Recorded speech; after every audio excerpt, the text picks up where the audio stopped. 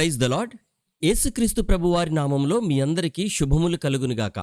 మనం హోలీ ల్యాండ్ టూర్లో యెరూషలేముకు వెళ్ళినప్పుడు ప్రభువును సిలువ వేసిన గొల్గొతా కొండపైకి కూడా వెళ్తాం. గొల్గొతా కొండపై కట్టిన చర్చ్ను హోలీ సెపల్కర్ చర్చ్ అని పిలుస్తారు. ఆ చర్చ్ లోపల ఒక కొండ రాయిని గాజు పెట్టెలో పెట్టి ఇప్పటికీ చాలా భద్రంగా ఉంచారు. మనం గొల్గొతా కొండపైకి వెళ్ళి ఆ రాయి ఏమిటో, దానిని అలా భద్రంగా ఎందుకు ఉంచారో ఈ వీడియోలో తెలుసుకుందాం. యెరూషలేములో యేసుక్రీస్తు ప్రభువారిని సిలువ వేసిన గొల్గొతా కొండపై కట్టబడిన హోలీ సెపల్కర్ చర్చ్ లోపల ఇప్పుడు మనం ఉన్నాం.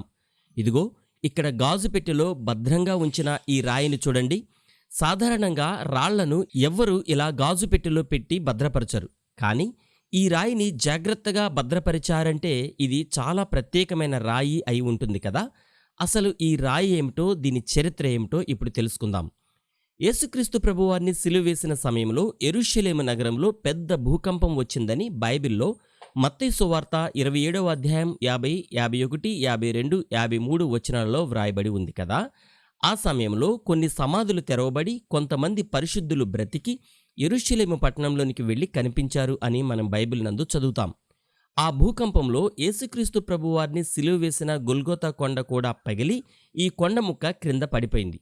దీనిపై ఆయన రక్తం కారి ఉంది అని మొదటి శతాబ్దపు క్రైస్తవులు గమనించి ఈ రాయిని జాగ్రత్తగా భద్రపరిచి ఉంచారు. ఇది యేసుక్రీస్తు ప్రభువారి రక్తం కారిన కొండ ముక్క కాబట్టి ఈ రాయిని ఈ చర్చ్ నిర్మాణంలో ఉపయోగించలేదు. అంటే సాధారణంగా ఎక్కడైనా ఒక చర్చ్ నిర్మిస్తే అక్కడికి దగ్గరలో ఉన్న రాళ్లను ఆ నిర్మాణానికి వాడతారు. కానీ ఈ రాయిని ఈ చర్చ్ నిర్మాణంలో ఉపయోగించలేదు. అప్పటి నుండి ఇది యేసుక్రీస్తు ప్రభువారి రక్తం కారిన కొండ ముక్క అని విశ్వాసులు నమ్ముతున్నారు. చూడండి, ఇప్పుడు ఈ పైన ప్రదేశం అయితే ఇదే అని ఎలా చెప్తారు, ఇదే ఆ ప్లేస్ అని ఎలా చెప్తారంటే అప్పట్లో ఈ భాగాన్ని ఇక్కడ చర్చ్ కట్టినప్పుడు కానీ దేనికని ఎవరు ఉపయోగించలేకపోయారు. ఎందుకంటే రక్తంతో కలిసిపోయిన రాయి కాబట్టి దీన్ని మనం దేన్ని చేయకూడదని వదిలిపెట్టేశారు. ప్రభువారి రక్తం కలిసిన రాయి ఇది, అందుకని దీన్ని జాగ్రత్తగా గ్లాసులో పెట్టి ఉంచారు. అందుకే హోలీ ల్యాండ్ టూర్కి వచ్చిన అనేక క్రైస్తవులు ఇక్కడికి వచ్చి గాజు పెట్టెలో భద్రపరచబడి ఉన్న ఈ రాతిని కూడా సందర్శించి ఇక్కడ దేవుణ్ణి ప్రార్థించి వెళ్తారు. కొంతమంది పరిశోధకులు చెబుతున్నది ఏమిటంటే గొల్గొతా కొండ సహజంగానే లైమ్ స్టోన్ రాళ్లతో తయారై ఉంది. కాబట్టి భూకంపం వచ్చినప్పుడు ఈ రాళ్లు విరిగిపోవడం సాధ్యమే. అలాగే యేసుక్రీస్తు ప్రభువారి సిలువ ఈ కొండపైనే దొరికింది. యెరూషలేములో మనం చూడడానికి అడుగడుగున అనేక ప్రదేశాలు ఉన్నాయి.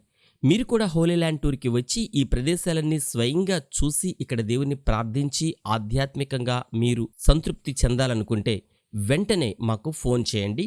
టికెట్లు కొన్ని మాత్రమే ఉన్నాయి కాబట్టి వెంటనే మాకు ఫోన్ చేసి మీ టికెట్ బుక్ చేసుకోండి. 2026 జూన్ నెల చివరి వారంలో మరో టూర్ ఉంది కాబట్టి వెంటనే మీరు ఫోన్ చేసి మీ టికెట్ బుక్ చేసుకోండి. ఈ వీడియో మీకు నచ్చితే లైక్ చేయండి మరియు కనీసం కొందరికైనా ఈ వీడియోని షేర్ చేయండి.